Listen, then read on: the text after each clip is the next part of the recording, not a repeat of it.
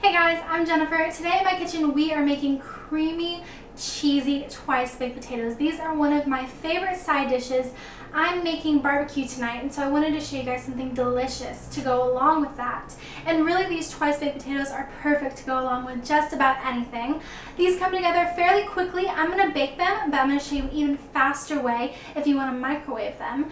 These are one of my favorite side dishes. I think you guys are going to love them just as much as I do, so let's get started. The ingredients you'll need for these twice baked potatoes are some potatoes, and I scrubbed these a little bit and just washed them and dried them. Some milk, I'm using 2%, you can also use half and half. Butter, some sour cream, lots of shredded cheddar cheese, and some salt and pepper. I've got my potatoes on a baking sheet lined with aluminum foil. I'm just going to drizzle them with a little bit of oil, and we're going to sprinkle them with a pinch of salt. I'm going to rub the salt and the oil into the potato.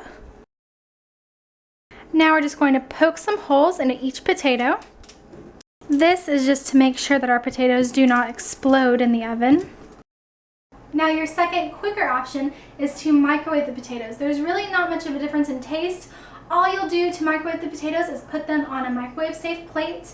No oil or salt necessary. You will still poke holes into the potato with a fork to make sure it doesn't explode, and then you're just going to cook these in the microwave until they're fork tender. And these are a little small, so I'd probably say 4 minutes.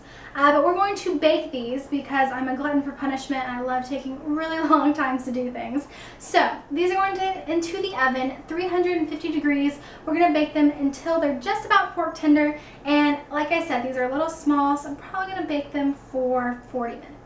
My potatoes bake for about 35 minutes. I just let them cool for about 10 or 15 minutes just to make them easier to handle, and then I cut them in half. Now we're going to scoop out the insides of the potato, and we're going to leave just a little bit of a border around the edges and the bottom. Now all of our potatoes are hollowed out with just a little bit of room around the bottom, as you can see. And don't worry if some of them aren't pretty. We're going to fill them and cover them with cheese. No one's even going to know if they're ugly or not. They're going to be delicious. Now we're going to work on mashing the potato filling and stuffing them. So here are my scooped out potatoes. I'm just going to give them a nice, good mash. We're going to add in our butter.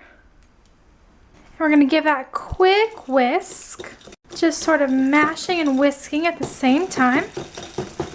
Going to add in our sour cream, along with some of our milk, a nice pinch of salt, and some freshly ground black pepper. Going to give this another good whisk. We're just trying to make sure we mash any of these lumps out. Then I'm going to add in a good helping of cheese and just a little bit more milk. I'm going to give this one last mix. Now we're going to fill our potatoes with this creamy, cheesy mixture. Now we're going to top these with one more sprinkling of cheese. Now it's time for our second trip to the oven. So the only thing we're looking to do right now is warm up our mashed potato mixture and melt our cheese. So I'm going to crank up my oven to 375 or 400 degrees, and we're going to bake these for 10 to 15 minutes or until that cheese is nice and melted. The potatoes baked at 375 degrees for about 10 minutes until that cheese was nice and melted, and now we are ready to serve. You guys, I cannot tell you how excited I am to eat this right now. Now technically, I can't eat this one because this is Chad's plate, so we're going to put that there. I'm taking a bite off this plate, just a tiny bite because we're going to eat in like 5 minutes. So good. And if you're lucky enough to get one of the crispy edges where the cheese spills over and it caramelizes on the bottom of the baking sheet, so good. Okay, please take my word for it. Try these potatoes. They're one of my favorite side dishes to make. I hope you guys enjoyed spending time with me. All the recipe, quantities, instructions, substitutions, all that good stuff is on my website, engenskitchen.wordpress.com. Thank you guys for spending time with me, and have a great day.